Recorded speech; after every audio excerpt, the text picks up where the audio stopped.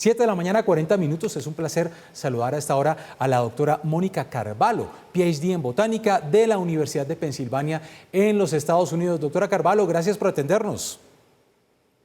Muchas gracias por invitarme. Pues es realmente fascinante este tema cuando empezamos a leer todo lo que tiene que ver con esta investigación. Y tal vez la primera pregunta es, ¿cómo con un fósil encontrado en nuestro país de dinosaurio podemos tener certeza o conocimiento o ciertas hipótesis de cómo eran los bosques tropicales de aquella época, de hace 66 millones de años?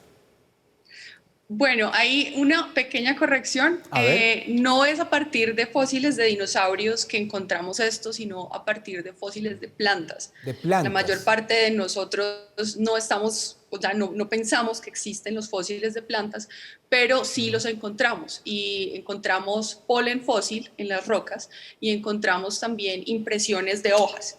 Y lo que tiene mucho valor con esto es que justamente las impresiones de las hojas nos están reflejando cómo eran los bosques hace 66 millones de años.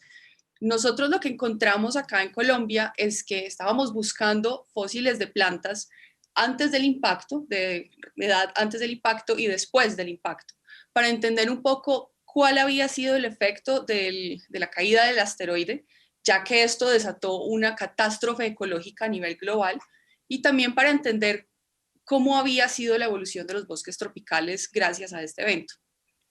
Y lo que encontramos es que los bosques de los dinosaurios, antes del impacto, eran muy diferentes a los que tenemos hoy.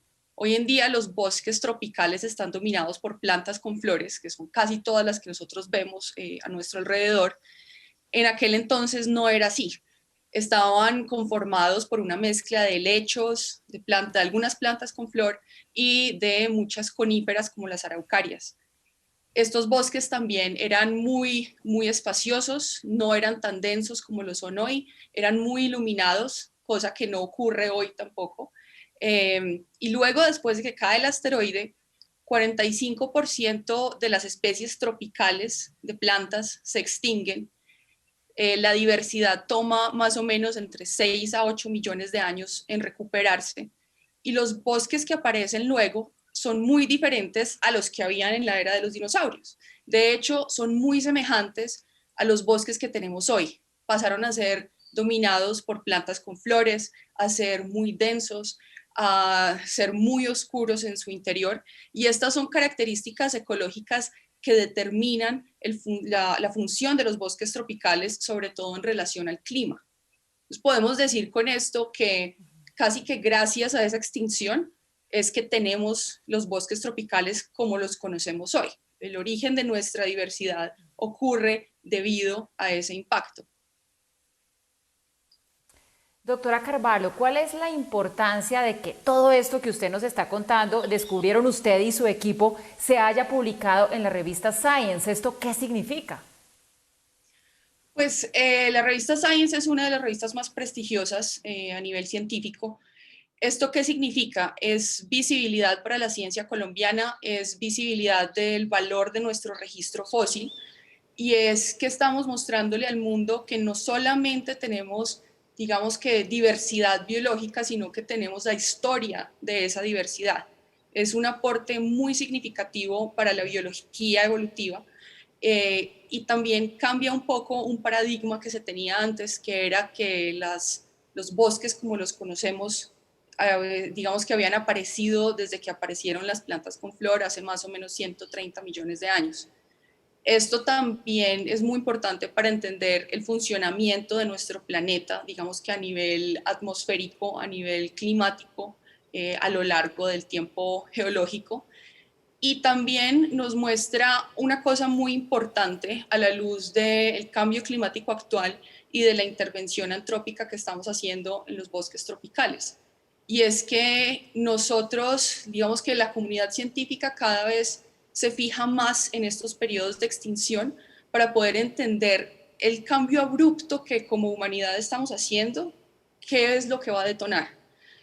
Lo Sí. que nosotros encontramos es que la diversidad tardó entre 6 y 8 millones de años en recuperarse. Eso es una escala de tiempo la cual nosotros, digamos, no podemos esperar. Y también encontramos que justo con esta extinción, los bosques que existían antes nunca regresaron, fueron reemplazados por otro tipo de bosques que tardaron muchísimo tiempo, y a la luz de la velocidad a la cual nosotros estamos talando, acabando con bosques, cambiando el clima, esto es casi una señal de emergencia. Claro, doctora Carvalho, cuando uno habla de años o de un siglo, pues realmente son medidas de tiempo muy pequeñas frente a 66 millones de años. Pero se lo pregunto tal vez desde la ignorancia, ¿en esto podemos tener como ciclos? Es decir, hace 66 millones de años tenemos un asteroide, choca contra la Tierra y acaba con la selva tropical, acaba con los dinosaurios. ¿Podríamos esperar que en un futuro cercano pueda llegar inclusive a pasar lo mismo y pues desaparezca buena parte de esta selva tropical que hoy ustedes están tratando de reconstruir? Pues la verdad, lo increíble de esto es que casi que nuestra evolución se dio por un evento fortuito.